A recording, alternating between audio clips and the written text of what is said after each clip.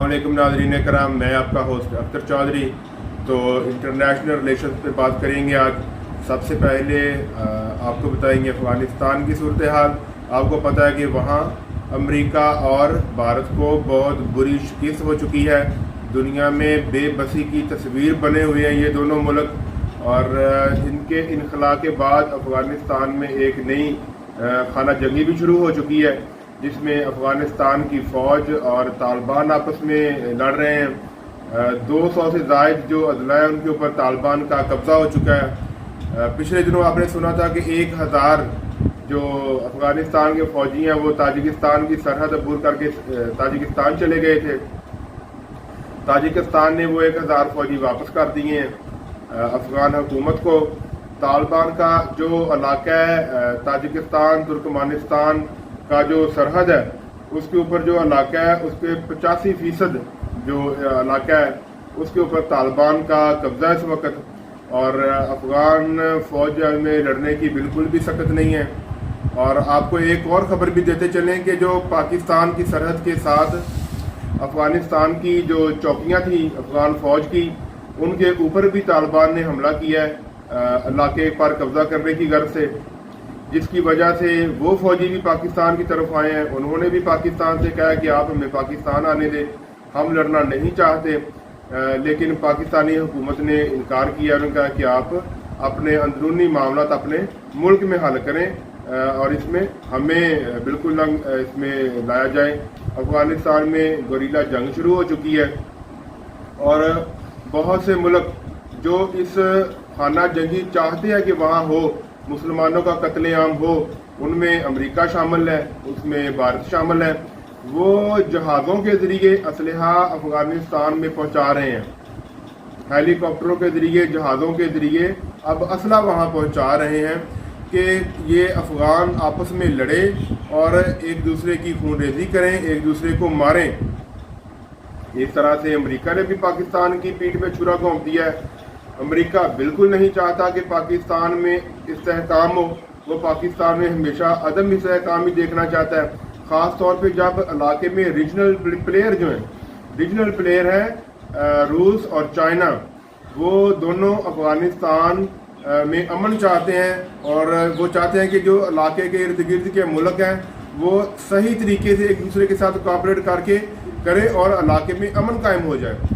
तो अमेरिका को ये भी बड़ी तकलीफ़ है कि चाइना और रशिया आगे क्यों आ रहे हैं और इस इलाके में उनकी जो बढ़ती हुई ताकत है चाइना की वो क्यों इतनी ज़्यादा हो रही है। तो उन्होंने अब जो अफ़गान हुकूमत है उनकी तो वो हमायत कर ही रहे हैं, जहाज़ों के ज़रिए उन तक असला पहुँचा रहे हैं। उन्होंने चाइना को प्रेशर में लाना शुरू कर दिया। अब चाइना के बारे में बड़ी ख़तरनाक बातें की जा रही हैं।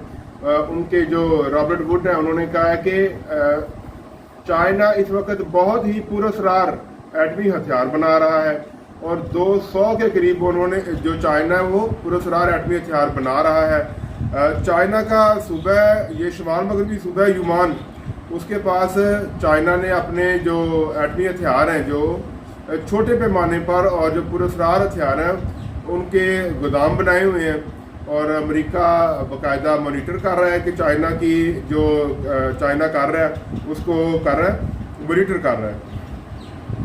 तो इस तरह से अमेरिका चाइना को दबाव में लाना चाहता है। तो अमेरिका ये कहता है कि चाइना रशिया की तरह असले की दौड़ में शामिल हो चुका है और बहुत ज़्यादा जो असला है वो एटमी असला वो बना रहा है, जबकि चाइना की पॉलिसी जो है वो इसके बिल्कुल बरअक्स है।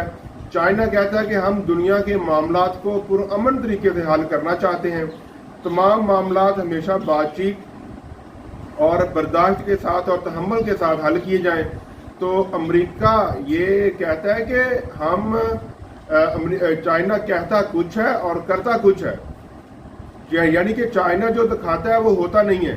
तो एक तरह से अब सूरत हाल तो ऐसी बनी हुई है कि अमेरिका परेशान है कि हमें समझ नहीं आ रही कि चाइना इतना आगे कैसे चला गया। और वाकई इस वक्त चाइना अमेरिका से बहुत ही आगे जा चुका है और चाइना की मईशत, चाइना की टेक्नोलॉजी अब इंडिया से बहुत ज़्यादा हो गई है।